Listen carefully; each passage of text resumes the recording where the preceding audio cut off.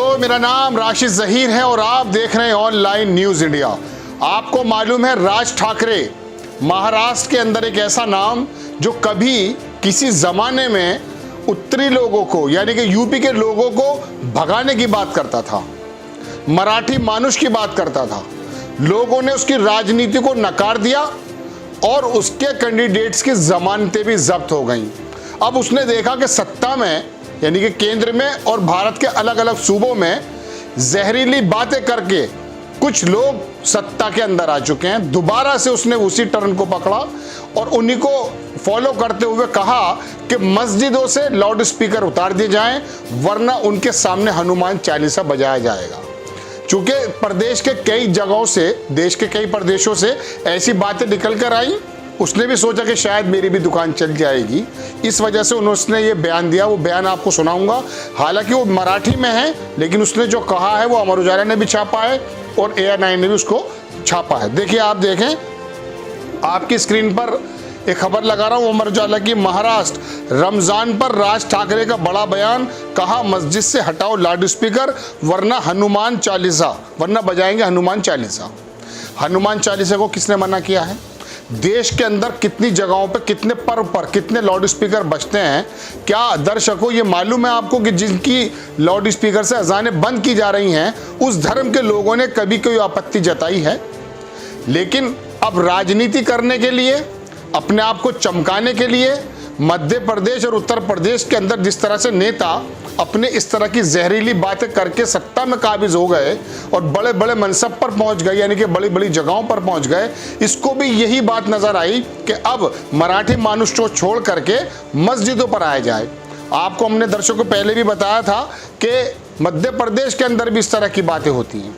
आप एक छोटा सा वीडियो देखें। इस वीडियो के अंदर इसने ये बात कही है पहले, हालांकि मराठी में वीडियो है, लेकिन आप इस वीडियो को देखें, फिर इसके बारे में मैं आपको बताता हूं कि एक्चुअली इन तरह की बातों ने देश के अंदर ऐसा महसूस होने लगा कि बेरोजगारी के मुद्दे सबसे पीछे हैं और अर्थव्यवस्था के मुद्दे सबसे पीछे हैं। अगर कोई चीज है तो वो ये है। ये वीडियो थोड़ा सा देखें आप।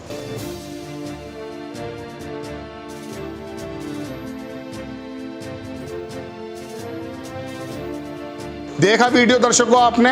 अब अखबार इसमें क्या लिखता है वो देखें।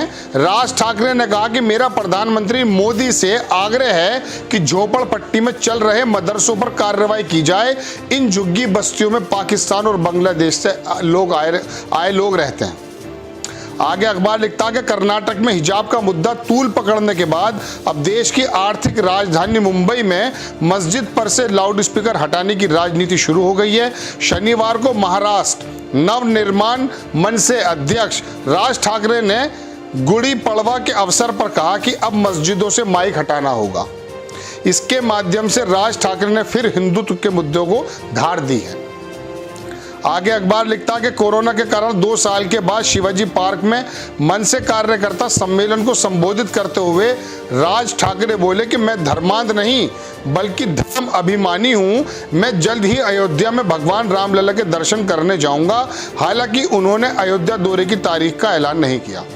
दर्शकों, बात यह है कि जब भी कोई टीवी चैनल खोलें, आप कोई अखबार की मेन हेडलाइन देखें, ये जिक्र नहीं आता है कि देश से लगभग 1 लाख करोड़ रुपए से ज्यादा FDI के माध्यम से, FPI के माध्यम से जो विदेशी लोगों ने पैसा डगाया था वो निकाल कर ले गए 3 महीनों के अंदर। इन मुद्दों पर मेन स्ट्रीम मीडिया बात नहीं कर रही है। संजय सिंह को बिठाएंगे और संबित पात्रा को बिठाएंगे और कहेंगे अब कश्मीरी फाइल पे बात करो।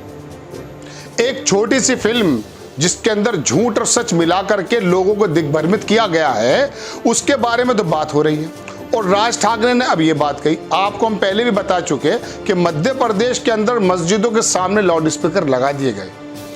अब समझ में बात ये नहीं आती कि देश की सबसे बड़ी परेशानी क्या ये है कि मस्जिदों के अंदर लाउड स्पीकर में अजान हो रही है।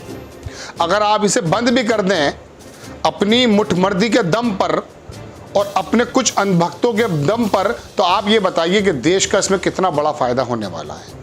देश की GDP कितनी ज्यादा ऊंचाई पे चली जाएगी, या देश पर जो कर्जा है वो कैसे चला जाएगा। ये प्रदेशों पे जो कर्जा है, उत्तर प्रदेश की बात अगर मैं आपसे करूं दर्शकों, तो बिजली विभाग पर सिर्फ 1 लाख करोड़ रुपए का कर्जा है।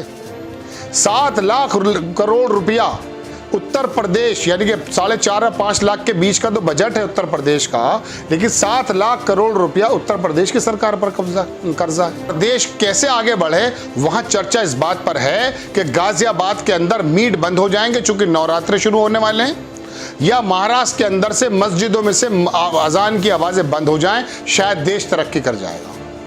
तो चर्चा मैंने आपको बताया ना कि ये एक्चुअली बात ये है कि इन्होंने देखा राज ठाकरे जैसे नेताओं ने कि भाई उत्तर प्रदेश हो, मध्य प्रदेश हो, देश के विभिन्न हिस्से हो, वहां पर धार्मिक मुद्दों पर ही राजनीति करके लोग चमक गए। तो अब अपनी मरी हुई और खत्म हो चुकी अपनी राजनीति को चमकाने के लिए नया शिगुफा छोड़ा है राज ठाकरे ने कि महाराष्ट्र की मस्जिदों से या तो लाउड स्पीकर हटा दिए जाएं, वरना हनुमान चालीसा उनके सामने बजाए। अरे बजाइए भाई, किसने मना किया? पूरे देश में, भारत में अगर हनुमान चालीसा नहीं होगा तो क्या पाकिस्तान में होगा?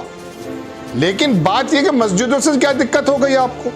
हिंदुस्तान के अंदर कितने पर्व मनाए जाते हैं, कितने लाउड स्पीकर बजते हैं, कितने डीजे बजते हैं। उत्तर प्रदेश के अंदर कांवड़ के अंदर कितने डीजे बजते हैं। क्या किसी दूसरे समुदाय ने उन्हें रोकने के बारे में एक शब्द बोला? क्या उनकी हिम्मत हो सकती है बोलने की?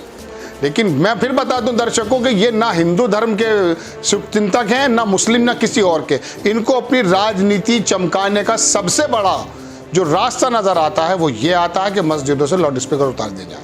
आपको खबर कैसी लगी अपनी राय कमेंट्स बॉक्स में जरूर दीजिए। चैनल को सब्सक्राइब कीजिए, शेयर कीजिए। नेक्स्ट टाइम मैं किसी खबर के साथ आता हूं। जय हिंद।